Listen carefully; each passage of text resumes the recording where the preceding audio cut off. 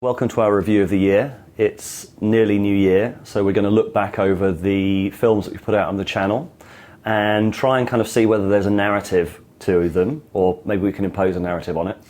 And I think there is. I mean, I've worked out sort of what the main films were that we put out, like what was most viewed. We're going to play some clips from them. We're going to talk about a little bit of the kind of backstory behind some of the films and try and see what the trajectory of the channel has been over the last year and maybe where we're going next. Yeah, since the beginning of the channel, we've very much felt that we're sort of following an unfolding narrative, sort of following whatever feels most alive in the culture and trying to keep that sort of generative quality of exploration. Yeah, so looking back across the year has been quite an interesting exercise in seeing, okay, is there a narrative that binds everything together that we've been covering? Because often we are, I think, responding to what feels alive and going on intuition as well as intellect, but in the moment, things happen very fast in culture. And looking back on it, I think there are a few threads we've been covering. So we've been covering from the beginning of the channel the sense of how do we have a real conversation that takes us somewhere new. So a lot of the content we've had is in some way related to that, from the intellectual dark web to the science and psychology of polarization, collective intelligence. So there's that thread, and I think there's also the thread of the shadows in culture. What are the aspects that of what's happening culturally and individually that we need to own and look at and bring out? So that's been another key theme. Not wanting to give away too much about what's coming up later, but let's start in January with the Gillette advert. And we were actually out in Thailand at the time. We were doing a working holiday in Thailand, and then the Gillette ad came out, and there was this huge kind of upswell of, like, it was a major cultural moment at the time. So I guess if we're going to frame this film that we're doing now, it's going to be, we've done a whole series called Men and Women After Me Too, based on the premise that if the cultural conversation right now looks like a dysfunctional relationship, and I think it does, what does a functional relationship look like? And just for anyone who's been living under a stone for the last couple of days and hasn't seen this, I mean, the amount of views that it's had, it was up to about 9 million views in a very short space of time, like 2 days. Hugely polarised reactions. It was running at about 10-to-1 dislikes to likes ratio. It's now up to about 4-to-1. Let's start by talking about the film itself. Yes. Because it was done by a very high-profile director, Kim Gehrig, so a female director, who did a very well-received and very successful campaign called This Girl Can. And we're going to play a little clip from that now, and we'll just sort of then unpack the differences and what it says about the cultural context. Mississippi putting it down, I'm the hottest round, and if you want me, y'all can stop me now. Since you with me now, the biggie bounce. I know you dig the way I switch my style. Get your freak on, get your freak on, get your freak on. This Girl Can, I think, is a great campaign. It actually, by pretty much any definition, was a great campaign. It took a real need and a real issue, which is women feeling like they didn't want to exercise because they didn't feel confident in their bodies. They felt people were watching them. I have a lot of female friends who've told me about this, about the kind of feeling, especially like in the free weight section of the gym, like, oh, I don't really want to go in there. So it took that need. It did a great campaign around it. And it got something like, well, according to an award entry they did, 1.6 million women doing exercise attributable to some way to that campaign, which is great. So really different response to the Gillette ad. And I think part of that is because, so This Girl Can, everything in there is aspirational. It's, this girl can do this, she can do this, she can do this. It's, kind of don't hold me down. Great, very empowering, nothing wrong with that. The Gillette ad, if it's This Girl Can, is very much these men should. Completely different energy to it. And you mentioned Catch-22, which is the kind of feeling that I take away from the Gillette ad, the ad coming out, and then the reaction afterwards, and the backlash against the backlash. And what was really fascinating is there's this narrative in the culture, certainly as a progressive culture, that men need to be more emotionally honest. They need to speak out more. They need to say what they're seeing. And silence killing men, which we like. That's true. There's some real truth in that. We run men's retreats where we provide spaces for men to be emotionally honest, and it's transformative, like being in a men's group, speaking with your friends about what's going on. They're all valuable skills that we as men need to learn. But then on the flip side of that, there's this sort of narrative of when men en masse spoke out and said, we don't like this Gillette ad, it demeans us, it's hectoring, we don't need to be told how to behave by a massive corporation, all of these responses.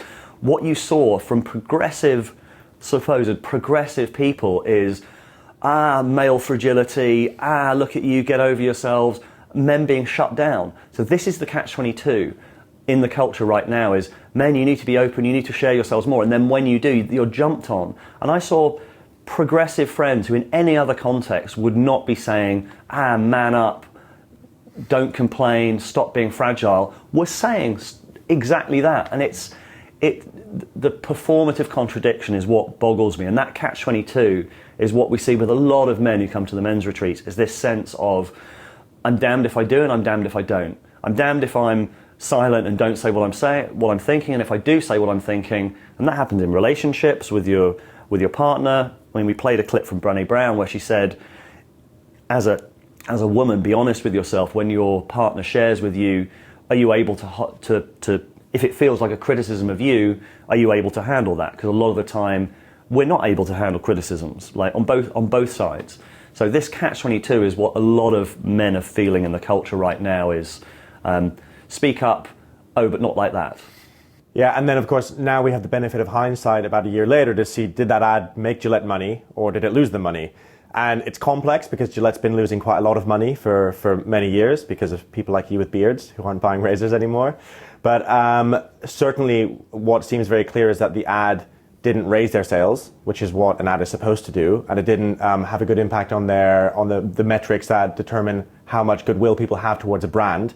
They've also stopped doing that kind of campaign in different territories. And then they also, and this is a statistic that needs to be taken with a grain of salt, they had like an 8 billion write-down of Gillette this year. So they've lost a lot of money. Not all of that is because of the ad. They're saying it's currency fluctuations, and it's very difficult to know. I haven't bought Gillette in the last year, so I don't know if my behavior is anything to go by. But it has not been great for them. And then around the same time, we had our first unexpected hit of the year with Heather Heying talking about toxic femininity. And I think it's worth saying that she doesn't like either term, toxic masculinity or toxic femininity, but the idea of it, and she wrote a piece for Quillette earlier on about this, that if there's a lot of talk in the media about one, and I think it's worth saying that Heather doesn't like either term, toxic masculinity or toxic femininity, but if there is a lot of talk in the media about toxic masculinity, what is that about? And what might be the other side of that conversation? I hate both phrases, toxic masculinity and toxic femininity. And the piece that I wrote for Quillette, I think was called On Toxic Femininity, to make the point right up front, before I got into it in the piece, that this was going to be that conversation, or at least a very small part of it. Actually, there's a lot more to say about it, which is that men can go violent, few of them do, but it's bad. Women are much less likely to go physically violent, or on average smaller and not as strong. Of course we're not as likely to have used physical violence as our weapon, right? Men are more likely to have used physical violence as their weapon when they went violent. Women are much more likely to use wiles and sexuality, because especially for young women, that is where their power is. And young women have such vast power over basically every other demographic, at least in American culture. In some cultures, in the Far East, where elders are respected more, this is not going to be the same kind of dynamic. So at the end of January, we released Glitch in the Matrix 2. So Glitch in the Matrix 1 was pretty much one of the first films that we released on the channel. Glitch in the Matrix 2 was the origins of the intellectual dark web. So an extended interview with Eric Weinstein about, it's mostly his philosophy and how the intellectual dark web was the fruit of a lot of patterns he's been tracking since the 1980s. And he talks about a lot of really useful concepts in there, like kayfabe, the gated institutional narrative. And I think I was really impressed with that, tried to kind of turn it into an interesting documentary with a few graphics and a bit sort of shifting it around to make the context clear. Part of me wants to work quietly, and part of me realizes that we have to work in some public-facing capacity.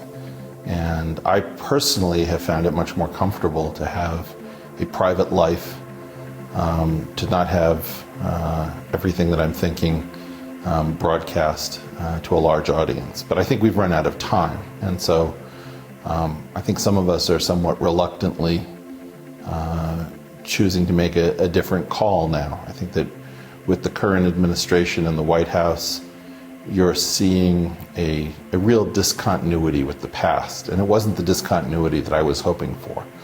We had to break with the past. And I think that the way in which we are now breaking with the past is so destructive. Nobody knows what to believe. Nobody quite knows what's true. Nobody knows where to turn. This is not a tenable situation. And so either we're going to descend into some kind of permanent chaos, or there's going to have to be something that we reboot from. And that thing cannot be simply left or simply right. And that's one of the reasons that the IDW is hopeful to me. And why the IDW has been interesting to us since the beginning is this, certainly initially, and if you're interested, I did a talk recently at a university in America about the IDW called My Journey with the IDW, where I went into a little bit more. But this sense at the beginning of an emergent conversation. It was sort of, the intellectual dark web was the naming of, I mean, a little bit of background if you're not aware of the intellectual dark web at all. It's the unofficial name for a set of podcasters, alternative media personalities, including Eric, Joe Rogan, Dave Rubin, Sam Harris, Jordan Peterson. And it's and it named a kind of emergent phenomenon. The name stuck. So the name, obviously, there was something behind that could be named. And we've kind of digressed quite a lot about what that particular thing is that's being named. What is the emergent phenomenon? But initially, at least, there was this sense of conversations that were alive and potentially going somewhere new, and often resolving some of the really big issues or potentially resolving some of the bigger issues in society and culture. And I know that both Brett and Eric, for example, see it as a much bigger project than just the media. Like the IDW is the media-facing arm of a wider conversation that needs to be had in many different fields that have all become stuck at the same time. And that's still an important project. Whether the centre of gravity is still around the intellectual dark web, that particular constellation is an open question. And it's one that, I go into a little bit in that talk.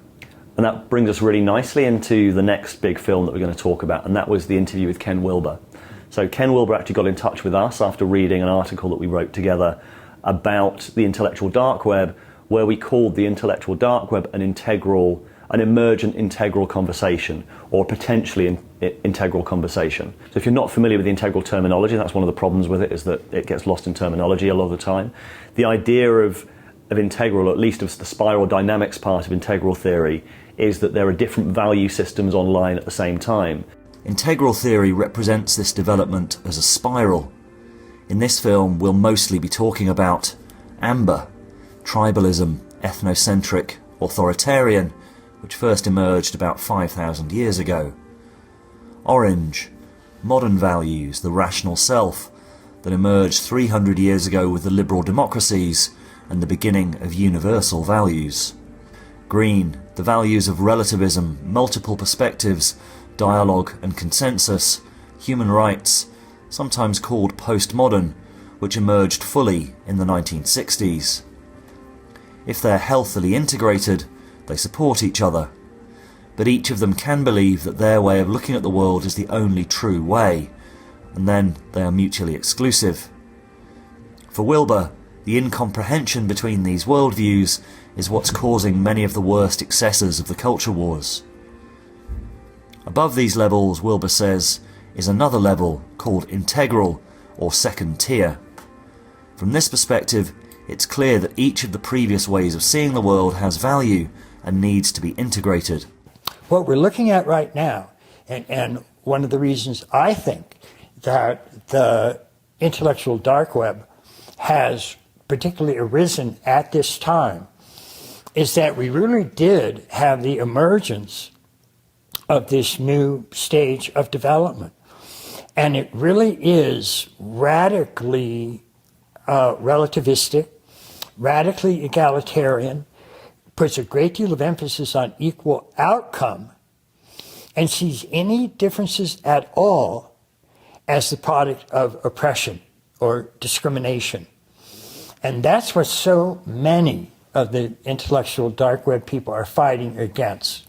They're saying, look, it's possible that some of that is oppression, no doubt. But there are also other reasons that we see these differences. And they might have to do with different interests in male and female, for example. Nobody's holding that as an absolutistic view. But it's a view that they're not going to rule out. And you start to see this in an enormous number of important areas in terms of just how men on average and women on average have different types of interests in just what they find interesting. There's no evidence they have different capacities. It's not that men are cognitively smarter than women or anything like that. It's just they have different things that they consider important in life, and they tend to pursue those.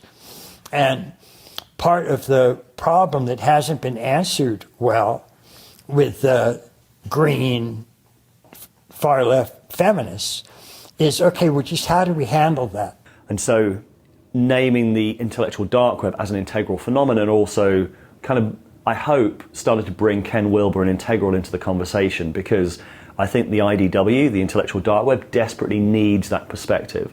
Because what can happen too often with the IDW is that it can slip into a low-resolution narrative, and it initially constellated around a response to the excesses of postmodernism, which is a really useful thing, a necessary thing, but it has to move beyond there.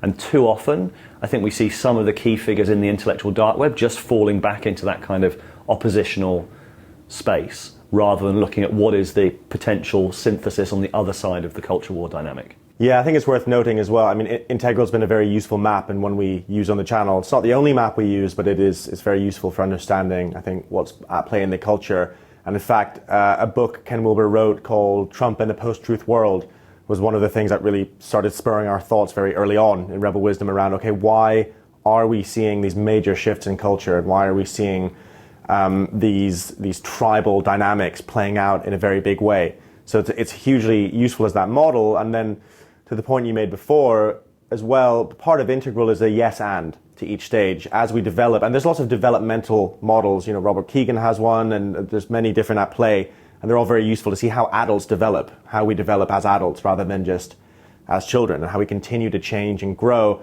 Part of that is saying yes and to each stage. So when you're 8 years old, you don't reject everything you were when you were 5. It's part of you, and you then transcend it. So it's transcend and include. And that's also been a process, I think, for me personally this year, is starting with a real allergy to green and postmodern values, and a real kind of rejection to more of a yes and going, yeah, I don't like the way it's playing out in the culture, for sure. I think it's very damaging. However, not throwing the baby out with the bathwater, and looking at what does need to be taken from that, and then move to another more nuanced and more inclusive and wide-ranging stage. Moving on perhaps to the next piece we're going to talk about, which is Jamie Wheal, who was part of Integral, the Integral Institute for quite a long time and has a deep familiarity, was actually teaching the Integral map in business for quite a long time.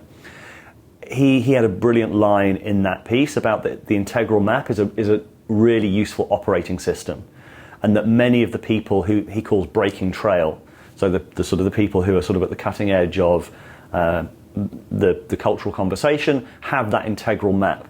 And I think that's a beautiful way. I've used that several times since. Like the Integral OS operating system is really, really useful.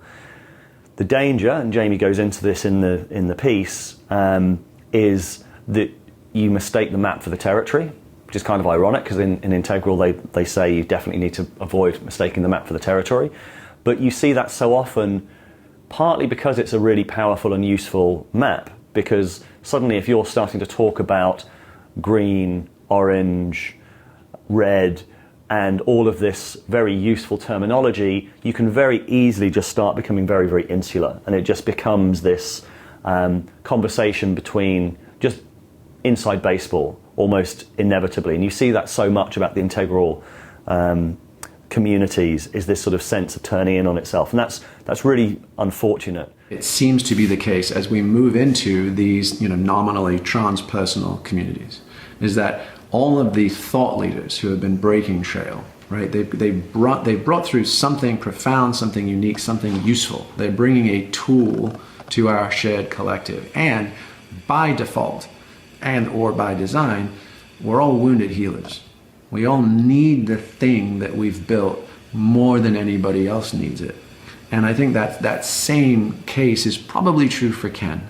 And rather than having the people who have experienced and benefited from integral theory then rise up in some sort of unreconciled, slay the father, angry child dynamic, can there be instead the sense of, hey, wow, your life's work has lit things up in me, has helped guide my path, right, has brought me to places I never had imagined, and perhaps can we then turn around and give back the wounded healer the realized gift that they offered in the first place. And no need to knock them down off pedestals, and no need to kind of reclaim our gold in kind of angry and dysfunctional ways, but to say, thank you so much, and let us return the favor. Let us return academic acknowledgement. Let us return community. Let us return love, appreciation, affection, and challenge. Let us show up as the humans you've been writing about all along, and let's help you take that final step for yourself. We don't all need all of our teachers to be Moses, leading people to the promised land and getting stuck on the edge. We can actually welcome the folks that help guide us to that land, to the party itself.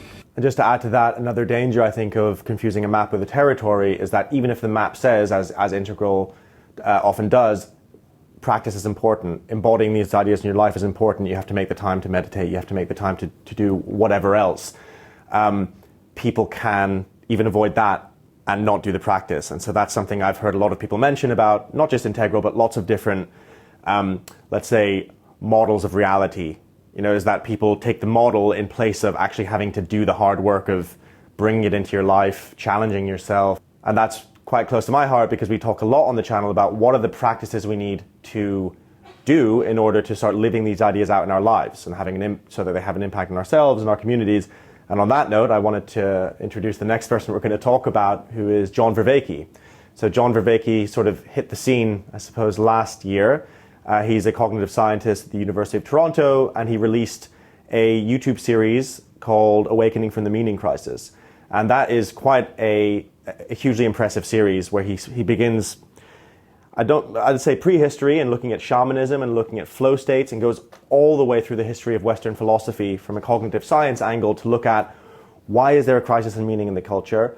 What do we need to know about what he would describe as the grammar of our thought? And where do psychotechnologies, as he refers to them, so the practices I was just talking about, where do those fit into the mix? And where do they come from? Why do we do them in the first place? And so he's created a really brilliant narrative and understanding of why are we where we are, which is obviously one of the key questions we have at Rebel Wisdom, is what are the underlying dynamics behind the crisis in meaning? And then crucially, what can we do about that? Yeah, and I think for me, one of the real tests of someone's thought is how often I find myself using their terms or their language when trying to explain things, like how useful are their conceptual frameworks. And John definitely, I think all of us would say that we've used a lot of his language a lot. The idea of psychotechnologies, for example, is a really useful concept when we're talking about kind of evolution and mimetic evolution, for example. I'm trying to salvage what I can from these axial age wisdom traditions, these systematic sets of psychotechnologies for transforming, consciousness, cognition, character, and community. Like, those are powerful. We have to salvage those. And my reason for saying that is because they were born from and are enmeshed in the axial revolution and its two-world mythology and all kinds of ways of trying to give us a grammar for thinking about self-transcendence that do not mesh well, do not fit well with the scientific worldview. So try and not get the wrong connotations from this word, but I am trying to salvage from those wisdom traditions, right, what we know and can learn about this meaning-making process, and more especially and importantly, how to engineer and create systematic sets of psychotechnologies that afford the transformation and the transcendence that people are longing for. That's what's very important. And there's one clip that I'm going to play as well from further, something we did later on. He had a conversation with Jordan Greenhall, and they talked about a meta-psychotechnology. The solution that we've developed as humans, which, by the way, is in fact why we are where we are, right? It got us, the psychotechnology, the invention of psychotechnology is the gift that keeps on giving. And it moves us further and further away from the context that gave rise to it in the first place. Psychotechnology puts us on a very different fitness landscape, very different set of characteristic dynamics. And so we have to actually be able to formulate the meta psychotechnology of engaging in the design of psychotechnology that are in fact responsive to the reality that we are finding ourselves in. And that is a very good way to describe what I'm trying to do. I really liked that. That really sang to me, the way you just put that. I really liked that a lot. That really resonated with me. That was very clear. That was very insightful. That drew it all together very nicely. So is that, yeah.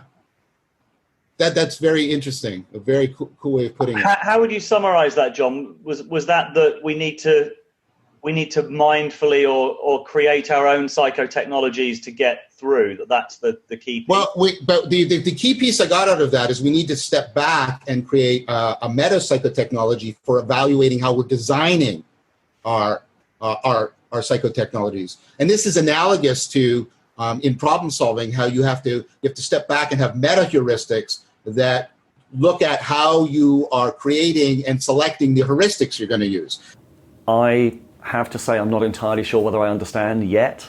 I kind of get it, but I know that particular conversation, that kind of moment of emergence in that conversation between Jordan and John was a real sense of, there's something there. And I know that kind of revelation has really informed John Vervaeke's work since. And he is now putting together a new series called After Socrates, about the evolution of dialectic, about the evolution of sort of intersubjective truth as a practice, which he says that was intrinsic to the ancient Greeks. They had that as part of their culture. It wasn't just the ideas, it was the process of coming to truth. And that is something that we've lost because we now think of ideas just as propositional, not as an interrelatedness between us. And so there's a film coming out maybe before this, maybe slightly afterwards, but certainly over the Christmas period, where I interview him about that, and he talks about the new series that he's got coming up after Socrates, which you should definitely check out. Then we had a whole series of films with the evolutionary psychologists Diana Fleischman and Jeffrey Miller, including one about their relationship, about polyamory. And as Jeffrey predicted, there was a lot of response in the comments. You know, it was said by a lot of folks in the alt-right, politics is downstream of culture, but culture also apparently is downstream of the mating system. So if you really want to get people riled up, you challenge the mating system that actually dominates, you know, relations between the sexes, but also family structure, and has knock-on effects on everything from kind of the design of housing and urban spaces to the design of careers, and the extent to which people can kind of use freedom of association to form little families or polycules or communes or whatever. And as soon as you kind of shake the tree of monogamy and challenge that, people panic and they think, like, what else might have to change if this is ever questioned? We actually don't really pay that much attention to other polyamorous people because we think that a lot of what other polyamorous people endorse is actively harmful. So not to put too fine a point on it. But yeah, I always like to say that we don't endorse it. We just talk about how it can work for some people and about how it is potentially a better way to have a fuller life for people who can manage jealousy and who, I think I actually don't understand how people do polyamory without an evolutionary perspective, for example. And that is something that we're planning on exploring more and writing and in videos, yeah. Now we come to May and the interview with Dave Rubin. And so I've been kind of potentially wanting to do an interview with him for a while. He was hugely important in the kind of, as he described, the connective tissue of the intellectual dark web in the early stages. And I think if that interview had happened a year before, it would have been a very different kind of interview. But in the run-up to it, I was sort of researching, reading, and looking at a lot of stuff, and I felt that there were some, as a journalist, I felt that there were some questions that I had to ask him about his interview technique, about the way he frames his interviews, that I felt were really important to ask. I felt I wouldn't have been able to kind of look at myself in the mirror if I hadn't had the opportunity, which was similar with Ken Wilber, to be honest. There were a couple of questions I asked at the end to Ken Wilber about the impact of Integral and his relationship with Andrew Cohen that I also felt needed to be addressed. If I'm going to have an interview with Ken Wilber, I need to address those. And it's not, I don't enjoy that part of the job so much. I don't enjoy the sort of combative interviews. And there's also a danger of being accused of sort of gotcha journalism and all of those sort of things, which I think we're rightly tired of in a lot of the mainstream media. But also, as a journalist, you have an obligation. You're in the place. I mean, the sort of the moral rules that I've kind of internalized are that effectively you're in the place of many other people who might want to have that conversation. So all of the conversation, the discussions that are out there, or the questions that are out there that you think are valid questions, you have some kind of obligation to put them to that person. And there's a lot of controversy around Dave Rubin, some of which I think is unfair, some of which I think is fair.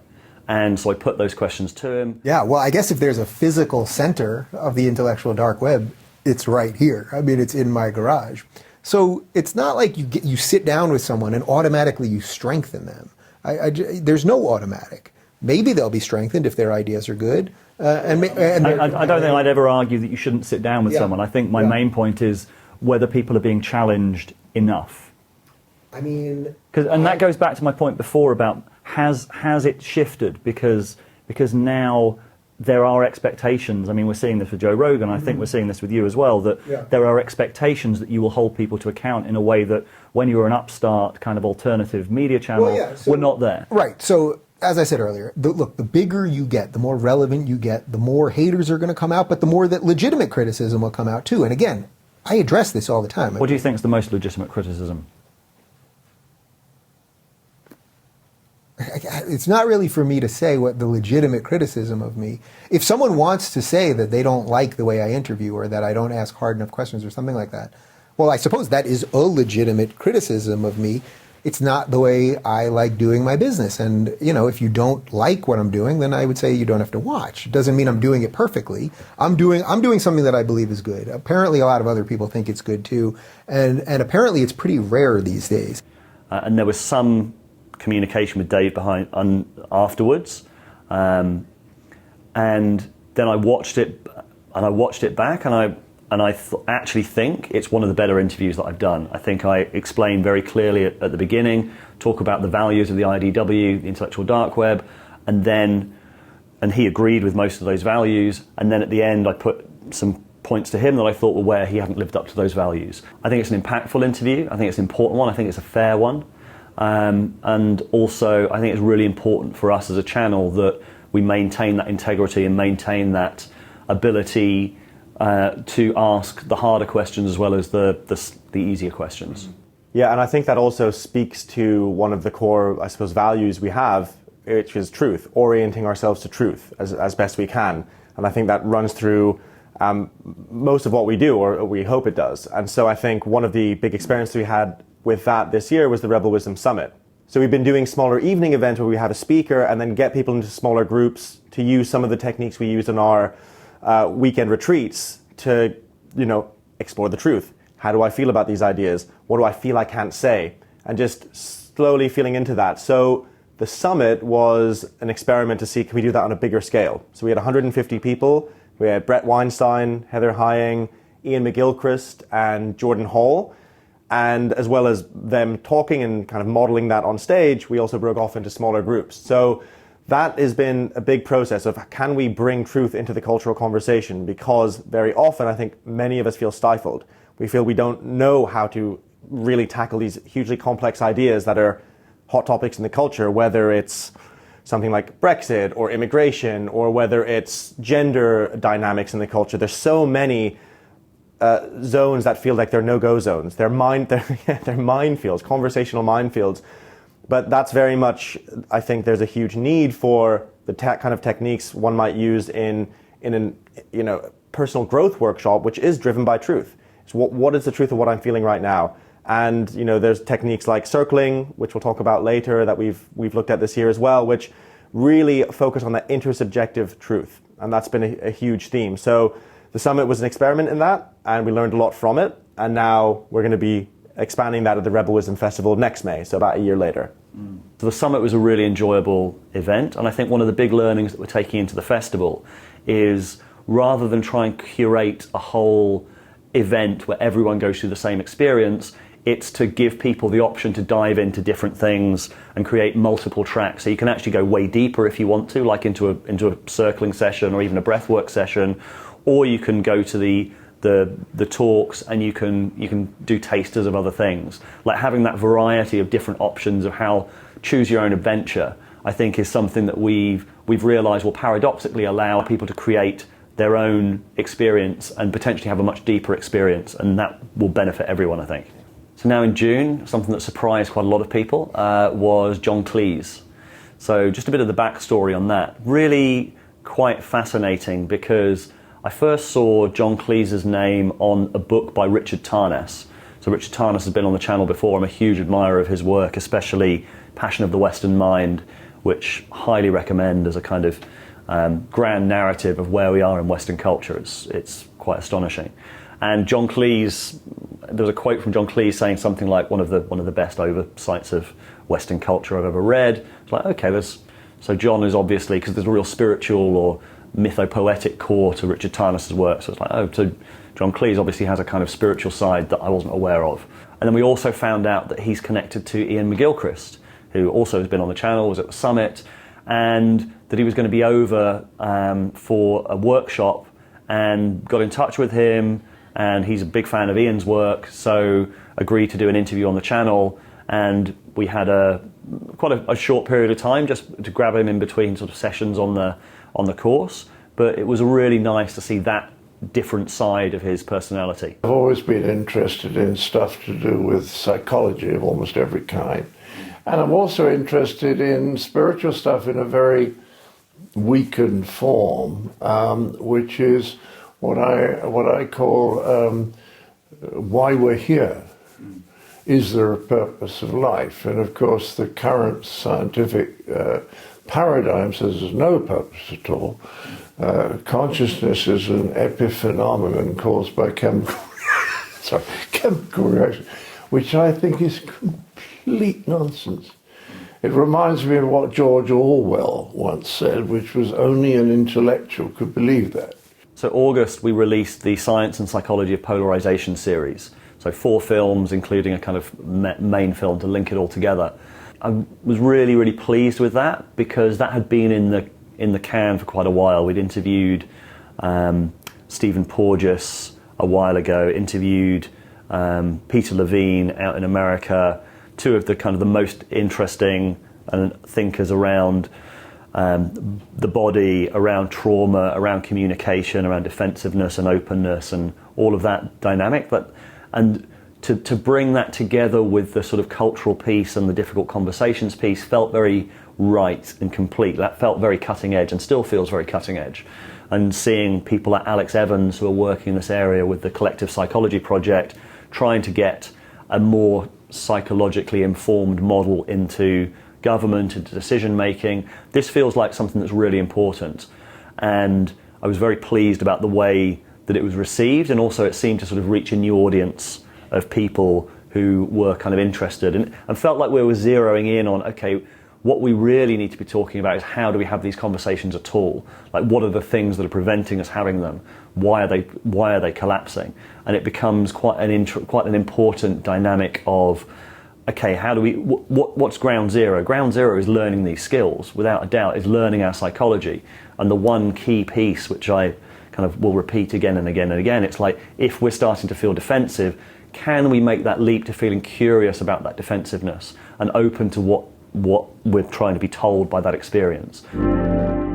If you're talking to two people who are in the hyper-vigilant state, the sympathetic adrenal state, or the shutdown state, even more so, you can't engage with them because you perceive them either as threat or as mortal threat because your nervous system is stuck in that groove.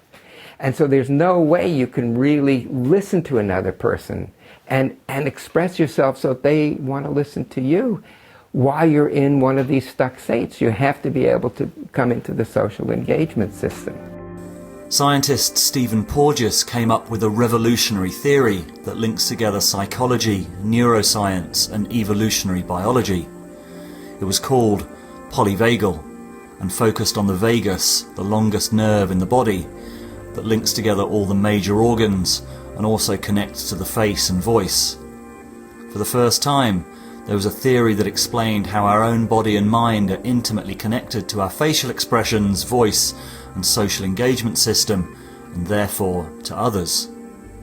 How the vagus nerve moderates experiences of trust and safety, how we're curious and open to new information and experiences, and how, if we're not feeling safe, then we fall into defensiveness. We start to see everything unfamiliar as a threat and are unable to take in new information. We are a connected species, and if we don't appreciate that, we are, in a sense, injuring the species, and we have to take on a responsibility. The bottom line is, I think there are going to be more and more people having this understanding, because now you have, with polyvagal theory, a neurobiology that supports the philosophical and, for many people, even a spiritual religious view. So you have a convergence of different orientations, all ending up in the same point. And one of the ways that we know that it's being kind of influential culturally is that we've been invited now a couple of times to give it as a talk. Yeah, so we created a talk called The Neuroscience of Difficult Conversations, and the first one we did was at Wilderness Festival, and the turnout was way bigger than we expected, which was really encouraging, and it really seems to be something that feels needed in the culture right now, is to understand what are the biological dynamics of difficult conversations. Because I think we all have that lived experience of falling into defensiveness or feeling that when someone attacks an idea, we're being attacked, and then it just goes downhill, whether it's in a relationship or whether it's in a political discussion over the dinner table. And I think it filled in a missing piece in our thinking as well, and was incredibly valuable to understand polyvagal theory, to understand the science and psychology of what happens in a conversation. And so delivering that talk was really fun as well, because we also brought in Jonathan Haidt's work around the value systems that we're bringing. Probably the only talk where we get to talk about a man having sex with a chicken, legitimately. And if anyone's read Jonathan Haidt's work, you'll probably know what that's about. And then also just having some fun practice around, okay, where I think we started the talk with, does anyone remember the last time they had an argument? And everyone raised their hand. It's like, and was everyone, put your hand down if you were wrong in that argument. All the hands stay up, that's part of Haidt's insight, is that's how we all feel. And so in order to start understanding and unpicking it, it's not just about understanding the dynamics of having a good faith conversation, like it was a big factor of the IDW. That's crucial and that's really important. But realistically, we're not going to have a good faith conversation unless we're also aware of these biological dynamics of what happens when we meet each other in that way. It's not going to work. We need that fuller understanding of what's happening. Yeah, so we had two of our biggest series or biggest releases in August. The second one being the Collective Intelligence series. And neither of them had like huge views compared to some of the things on the channel, but in terms of impact and the conversations that we've been having since, and also among the members and the kind of conversations we're having with our subscribers and our members, we know they were really, really impactful. It was something that was really alive for them and really sort of named something that a lot of people were very interested in. And the Collective Intelligence series links very well to the polarization piece, because you can't enter into this sort of generative dialogue, collective intelligence, coherence, emergence, unless you're able to really know yourself, to be sort of, we talked about the phrase sovereignty, but to be able to not be sort of hijacked by our limbic system, hijacked by our kind of reactions to things, or just go into a track of knowing that we're right and then just delivering some kind of pre-prepared speech. Those are all the things that sort of block genuine emergent dialogue. So there's a really interesting link between them. It also ties back to the original attraction to the intellectual dark web, of that sense of, a conversation that could go anywhere, and it's not just into sort of reactive spaces of a narrative that we're all really familiar with. And we'd argue that that hasn't necessarily been sustained by the intellectual dark web. But we're going to have to find some way of doing that, because we're not going to be able to get out of the cultural cul-de-sacs we've created for ourselves unless we can have these generative conversations, which also includes kind of what are the things that are derailing those conversations, what are the perspectives, what are the attitudes that are derailing those conversations. But what was really striking about the Collective Intelligence series is we had a beautiful piece in the center of that with three of the most interesting and impressive thinkers we've interviewed since we started doing the channel: Jamie Wheal, Jordan Greenhall, and Daniel Schmachtenberger. They just so happened to be in the same place in America while we were over there, and got this emergent 2.5 hour sort of emergent sprawling conversation that went from the sort of sublime to the impenetrable. Coherence is this ephemeral emergent property, best never named, never subject to reality tunnel capture, like it's that thing.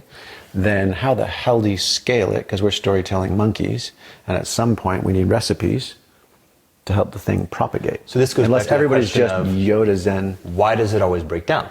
Mm-hmm. Why every time we try to scale does it break down? One of the reasons is because, as our friend Lao Tzu discovered, and by the way also our friend Buddha discovered, and our friend Jesus discovered, every time the storytelling monkeys try to turn into a story to tell, they fuck it up.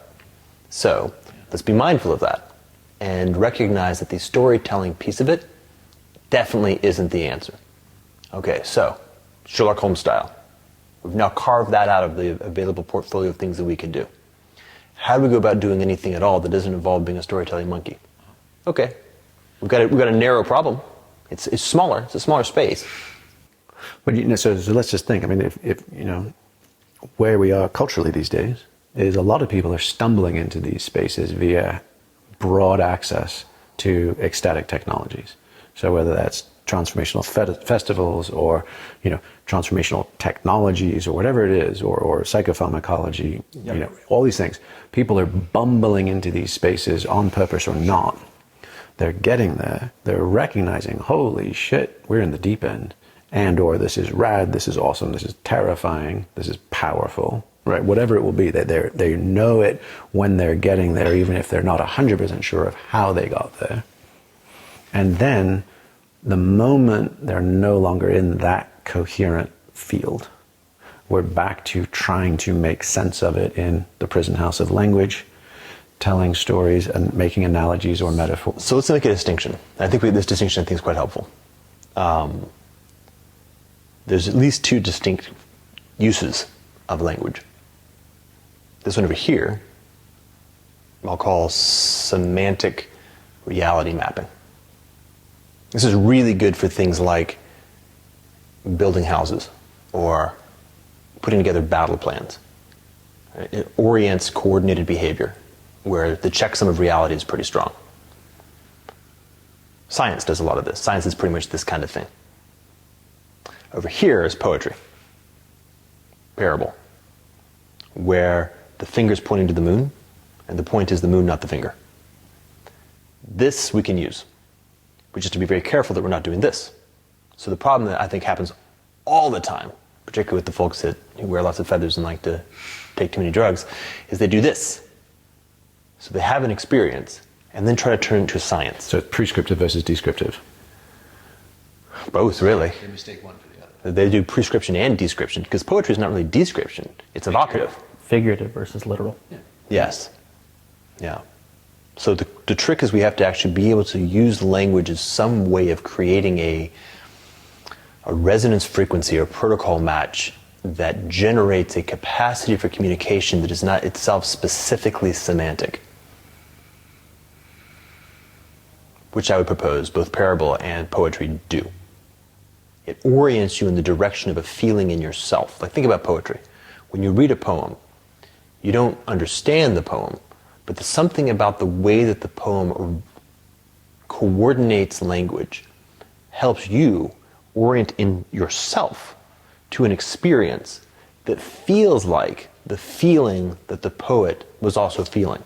And so it creates a possibility of there being a connection at the level of interior feeling, not a connection at the level of understanding. Well, something it felt like you did have some future forward practicality and application in your initial description. You said it does well with novelty and it's anti-fragile. And those may, as you've thought of it, feel like timeless qualities, but it for sure feels important now and going forward. And I was wondering, because if we can't do here's the instructions on how to get back here, because then we've named a thing that's not the thing.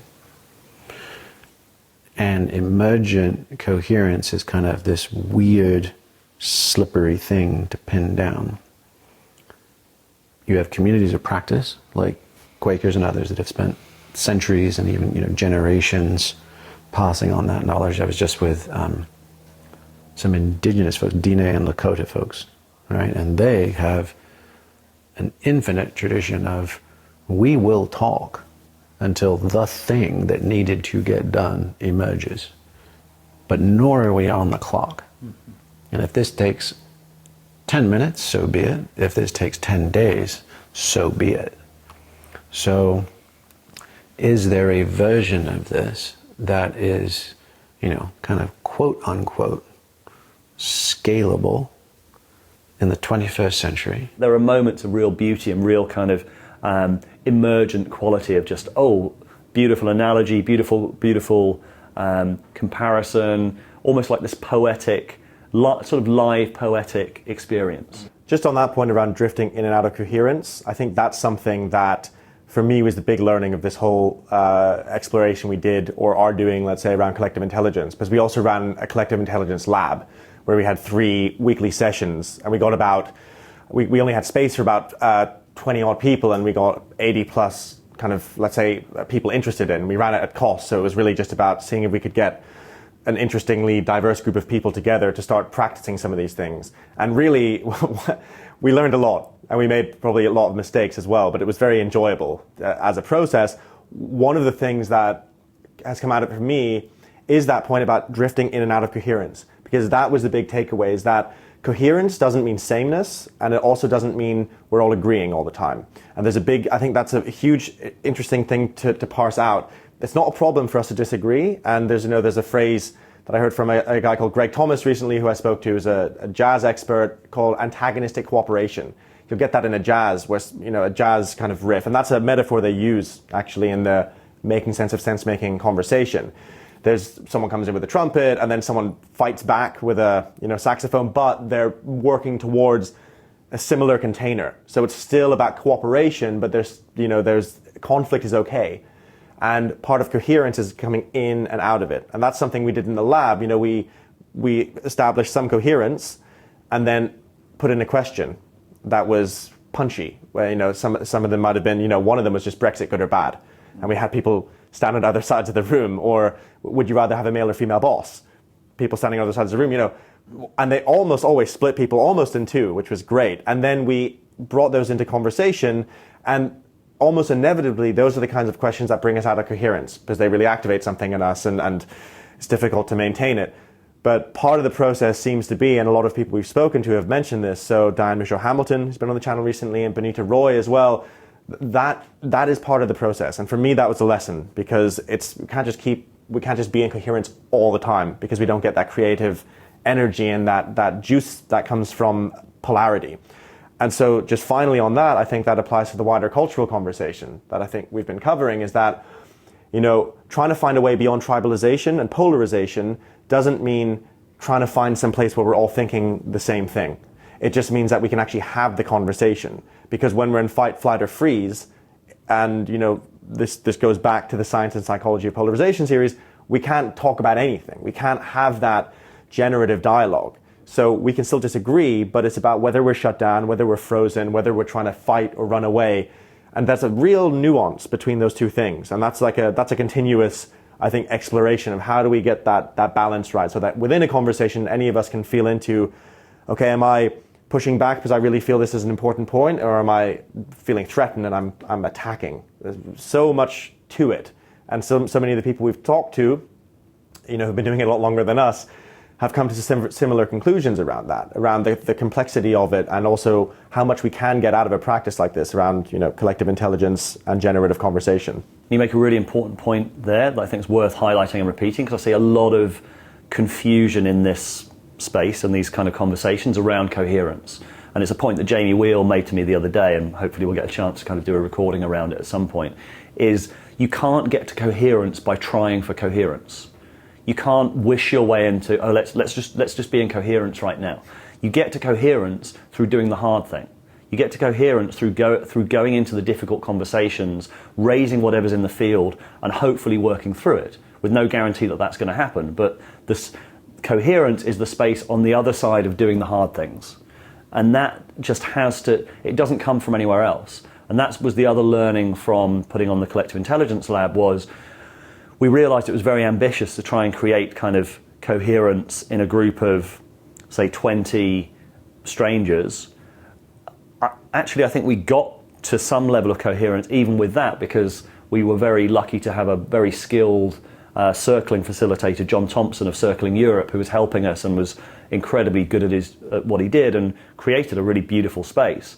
But what I found we did manage was the 5 of us who were putting it on, because we were having discussions about how we were going to run the workshop, and all of this stuff was coming up, and we had sort of arguments, discussions very clearly. What I found is that we got to some level of emergence and coherence in the teaching team, with a shared goal, with something that we were actually kind of moving towards, with the kind of dedication and ground rules of we will raise whatever comes up between us, we will say what we're feeling, we'll make sure that everything is expressed. Then you can start moving towards coherence. You can't get there through let's try and be in coherence right now.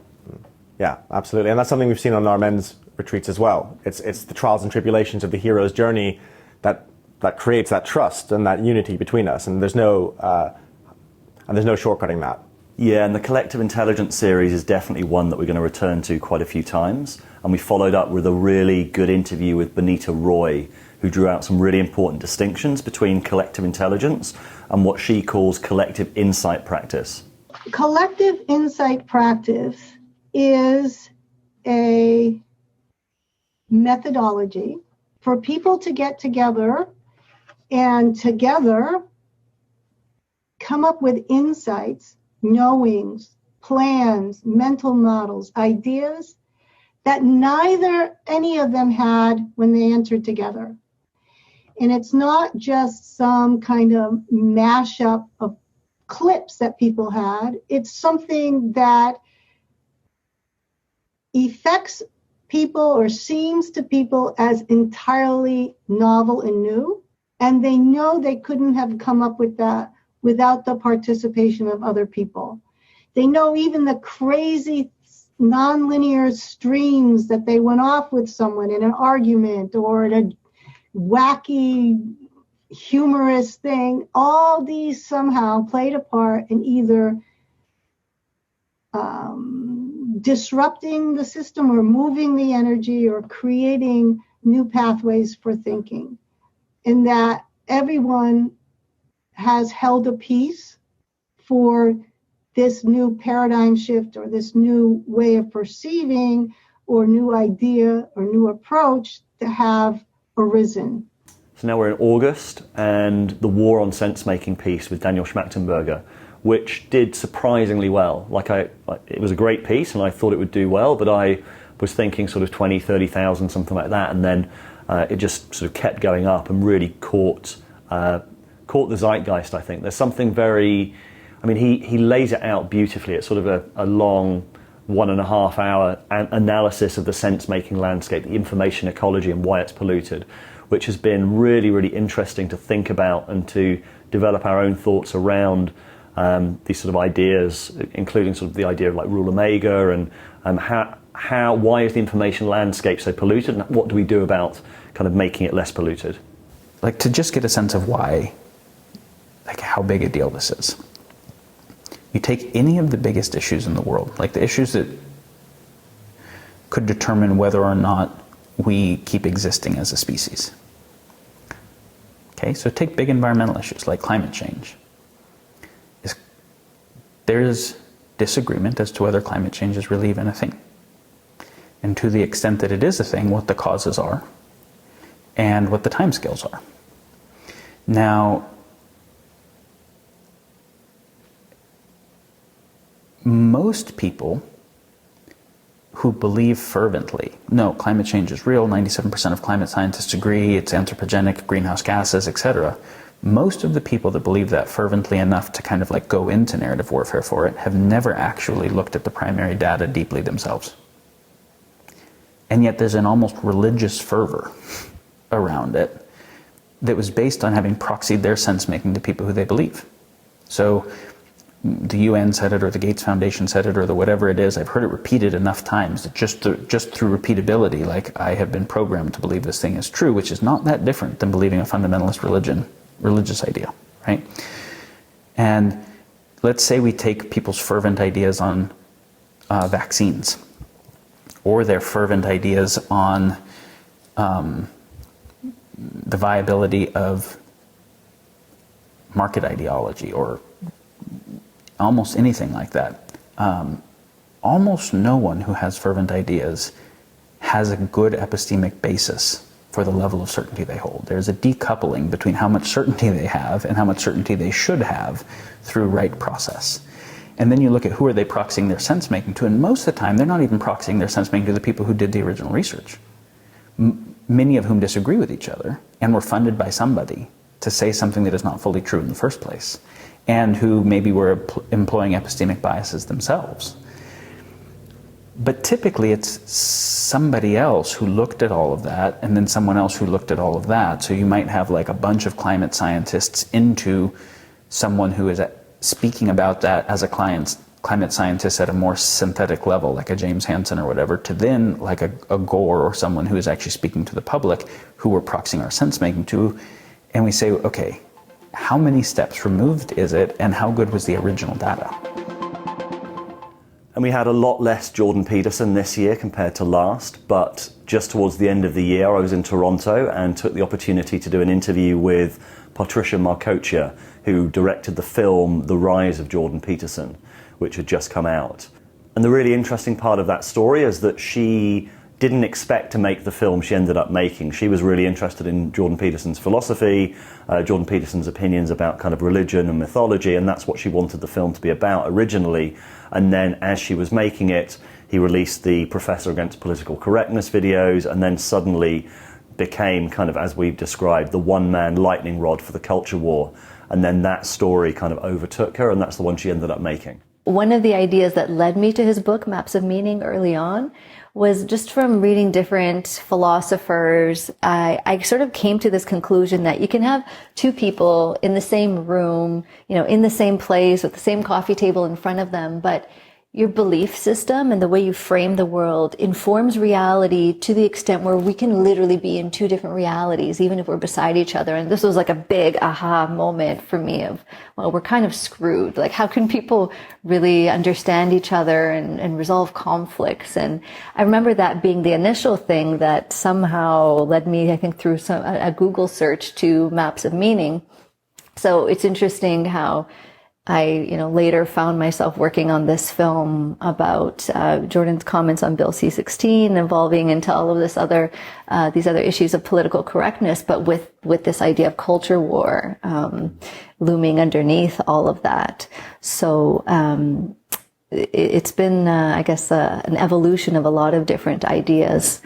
And then just out in the last few weeks is War on Sense-Making 2, which obviously is a sequel to Daniel's piece, where he talks a lot more about the kind of weaponization of the information ecology, like how even true things can be weaponized, and how even the information about how things are weaponized can be weaponized. And then this sort of, kind of like a hall of mirrors, but it's really beautifully put together, and Daniel has a real talent for making quite abstract, complex ideas intelligible to people.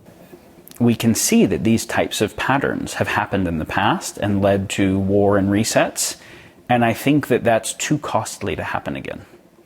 And so outside of everyone recognizing that and having that motivate their willingness to do something really uncomfortable, which is to be willing to disagree with the in-group that they're a part of, even where the in-group will use ostracizing and shaming as a way to hold them in line, and to really engage with other people and perspectives, and to not do the lazy thing of just defecting to the sense-making that someone else that you hold as legitimate authority gave you, but really engaging earnestly with all of the perspectives that you can to try to understand what makes sense, to then also understand what a way forward that doesn't look like war looks like. I don't think there are any good chances for the world unless a lot of people start doing that. Earnestness and sincerity, empowered by really deep courage and a deep kind of epistemic humility, is going to make someone misfit for every in-group currently, which is the valley crossing that people have to go through to basically leave the forces that are arrayed in a war where all sides are wrong. To hopefully have enough people who do that start to find each other and don't do a new tribal groupthink thing, but all engage in earnest actual thinking themselves and actual conversation without orienting towards groupthink that can start to make a new strange attractor. So we're really pleased that we've got him coming as one of our main speakers for the Rebel Wisdom Festival in May next year. So just time to talk about a few of the films that are coming up at the beginning of 2020, which I think people will really enjoy because they're taking on some of the inquiries that we've been engaged in this year. Firstly, there's playing with a couple of different titles for this. Potentially it's War on Sense-Making 3 with Jamie Wheal, responding to some of the points that Daniel made in War on Sense-Making. It may be called War on Sense-Making 3, it may be called The Infinite Game, because that sort of seems like a more appropriate name for what he's kind of sketching out. And there's also a piece called Culture War 2.0 from our new correspondent in Toronto, Peter Lindbergh. And he, if people haven't, I'll bring it up and put the link in the show notes here. He wrote a piece called Culture War 2.0 and coined a lot of these really useful phrases like mimetic mediation, the grey pill, and so we've put it together with graphics, an interview that I did with him out in Toronto. The idea was an invitation to the reader to look at it from a different perspective. And I view this whole white paper in Mimetic Tribes and the frame that this is a multipolar, almost postmodern war is sort of a psychoactive drug. Because if you see the Mimetic Tribe that you belong to alongside all these other Mimetic Tribes, that might jog you out of your belief system just for a moment. I hope that does really, really well, because I think a lot of the terms and the framings and the way that he looks at the cultural landscape is really, really important and really, really useful for us to kind of play with going forward. And I think we'll open up a new kind of vista and understanding about what we're doing going forward into 2020. So you mentioned the festival. That's our next major event. That's happening at the end of May. And will be, rather than one day like the summit, it's 2 days. It's very much a choose your own adventure, and really looking forward to it because we have a brilliant lineup of speakers and facilitators as well. And as well as that, we've got the online course, the very first Rebel Wisdom online course, Sense-Making 101, which we just launched and is selling really quickly. So there's plenty of information around that. We'll put in the show notes if anyone's interested in that as well. So thank you very much for everyone who's subscribed, watched, become a member in 2019. It's been a really bracing, exciting year for us, and we're looking forward to seeing you in 2020. Well done for making it to the end. Just wanted to let you know a few things we've got coming up, including the biggest event we've ever done, the Rebel Wisdom Festival, which will be a mix of ideas and dialogues between people like Douglas Rushkoff, Daniel Schmachtenberger, Benita Roy, Rupert Sheldrake, John Vervaeke, and many more. And because wisdom isn't just intellectual, it's also about practice, we'll be offering experiences like circling, different interpersonal dialogue, mindfulness, breathwork, and many other with world-class facilitators. We're also running our first online course called Sense-Making 101. And if you're enjoying the content, you can help us make more by joining the Rebel Wisdom Club, which will give you discounts on the courses and the events, and also access to a load more content on the website, including all of our live events. It'll also give you access to our growing community, which is something we want to make a real focus for 2020, adding more meetups and other services for members. So, hope you enjoyed the film, and see you soon.